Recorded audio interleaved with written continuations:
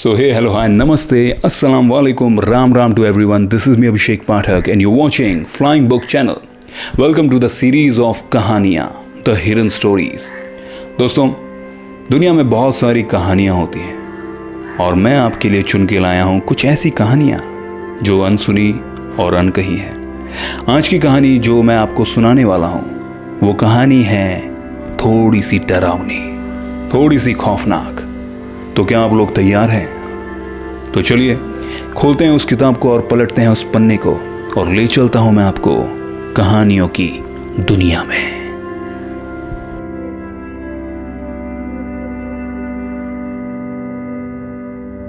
ये कहानी है एक टीचर की जो नैनीताल के एक छोटे से स्कूल में काम करती थी, जिसका नाम माया था। माया अपनी छोटी बेटी लिली के साथ रहती थी। एक दिन जब वो घर की तलाश कर रही थी तो उसकी नजर एक छोटी सी धूल भरी ब्रोकर की दुकान पर पड़ी जो सालों से बंद थी, पर उस दिन वो खुली थी। अंदर बैठा ब्रोकर दिखने में अजीब, बिल्कुल शांत और गंभीर लग रहा था। माया ने हिम्मत करके पूछा, मेरे पास 10 लाख रुपए हैं, क्या इसमें कोई घर मिल सकता है?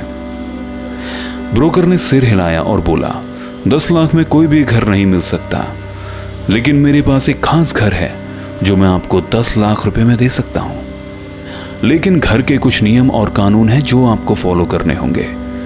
पहला नियम, घर का नल कभी खुला मत छोड़ना, हो सके तो बंद कर देना।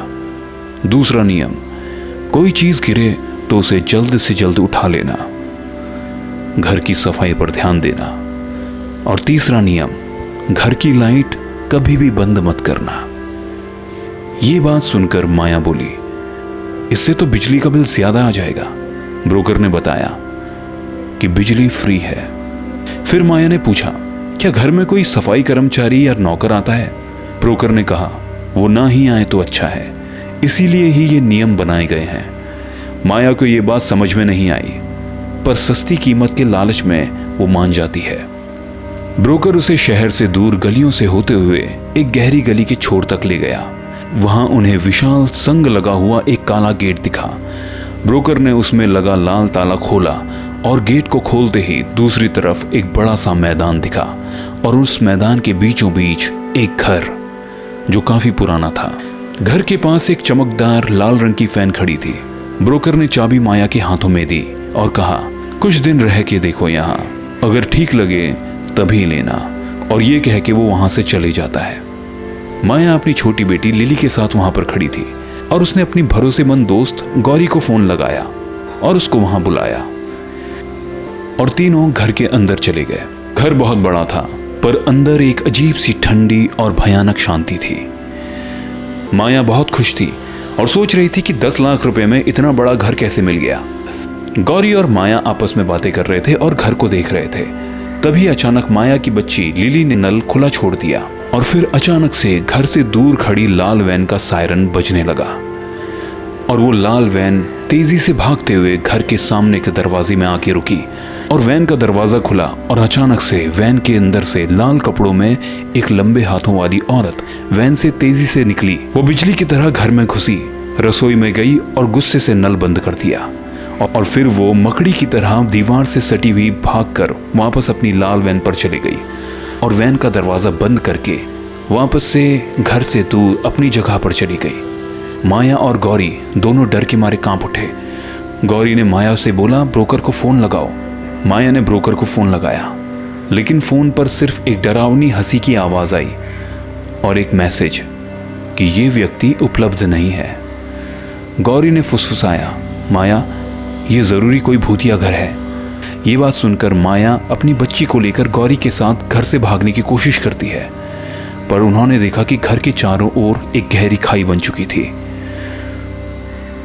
वो तीनों घर में घबराकर वापस आ गए। घबराहट में गौरी के हाथ से एक गुलदस्ता जमीन पर गिरकर टूट गया और फिर अचानक से सायरन की आवाज गूंज उठी, यानी कि लाल वैन घर के दरवाजे पर आ चुकी थी और वो भयानक औरत वापस आई, तेजी से दरवाजे के अंदर घुसी और टूटा हुआ गुलदस्ता उठाया और वहां सफाई कर उनको अजीब निगाहों से देखकर मकड़ी की तरह बाहर भाग गई। माया ने हिम्मत करके कहा, हमें बाहर निकलने का रास्ता ढूंढना होगा। वो तीनों ऊपर के कमरे पर पहुंचे जहां दीवार पर एक नक्शा बना था, मानो कि जैसे किसी ने उस घर से बाहर निकलने का एक नक्शा बनाया था। नक्शे पर साफ दिखाई दे रहा था कि वो सिर्फ लाल वैन का इस्तेमाल करके ही इस जाल से निकल सकते हैं। माया और गौरी ने आपस में बातें की और उन्होंने डिसाइड किया कि वो जानबूझकर आवाज करके चुड़ैल को बुलाएंगे, और वो जैसे ही घर के अंदर आएगी वो तीनों वैन लेकर गेट की तरफ भाग जाएंगे।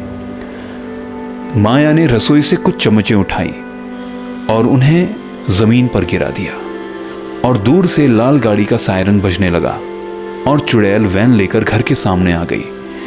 मौके का फायदा उठाकर तीनों वैन के अंदर बैठ गए और वैन को स्टार्ट करके गेट की तरफ भागे। लेकिन जैसे ही वो काले गेट पर पहुंचे उन्हें दिखा कि उस पर लाल ताला लटका था। चुड़ैल उनके पीछे आ रही थी। उन्हें मजबूरन वापस घर पर लौटना पड़ा और तीनों घर के दूसरे मंजिल पर पहुंचते हैं जहां पर दीवार पे वो नक्शा बना होता है। नक्शे को फिर से देखने पर पता चलता है कि गेट की चाबी बेसमेंट पे पड़ी है। गौरी ये देखकर कहती है कि मैं चाबी लाती हूँ, तुम बस दरवाजे के बाहर नजर रखना। गौरी अपने मोबाइल का टॉर्च ऑन करती है और बेसमेंट में चली जाती है, और ऊपर दरवाजे में माया और उसकी बच्ची निगरानी कर रहे होते हैं। गौरी को धूल से ढकी हुई एक टेबल पर कुछ चमकती हुई चीज नजर आती है और उसे वहां लाल रंग की चाबी मिलती है। तभी उसके मोबाइल की बैटरी लो हो जाती है और उसका टॉर्च ऑफ हो जाता है, और घबराहट से गौरी के हाथ से बेसमेंट में कुछ चीज गिर जाती है और दूर से वापस से सायरन की आवाज आनी शुरू हो जाती है। सायरन की आवाज सुनकर माया और उसकी बच्ची दोनों डर गए। वैन घर के दरवाजे के सामने रुकती है और बिजली की तेजी से लाल कपड़ों वाली चुड़ैल घर के अंदर घुसती है। वो चुड़ैल सीधे बेसमेंट में घुस गई जहां गौरी थी। अंधेरे में उस चुड़ैल ने गौरी पर हमला किया और उसे मार डाला।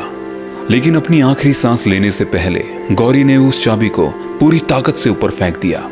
माया ने फटाफट चाबी पकड़ी और अपनी बच्ची लिली के साथ वैन में बैठ गई और मैदान को पार करके काले गेट तक पहुंची।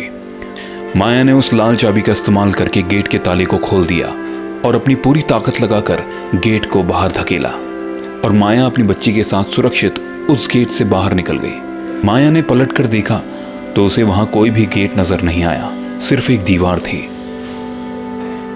माया ने अपनी दोस्त गौरी को खो दिया था, लेकिन उसने अपनी और अपनी बच्ची को उस भयानक जगह से बचा लिया। तो देखा आपने कैसे माया ने खुद को और अपनी बच्ची को उस माया जाल से बाहर निकाला। तो दोस्तों, ये थी आज की डरावनी कहानी। तो आई होप कि आपको ये कहानी अच्छी लगी। अगर आपको ये कहानी अच्छी लगी तो चैनल को सब्सक्राइब कर लीजिएगा, वीडियो लाइक करना, कमेंट भी ज़रूर करना। मैं आपसे मिलता हूँ नए एपिसोड में नई कहानी के साथ। तब तक के लिए नमस्ते, राम राम।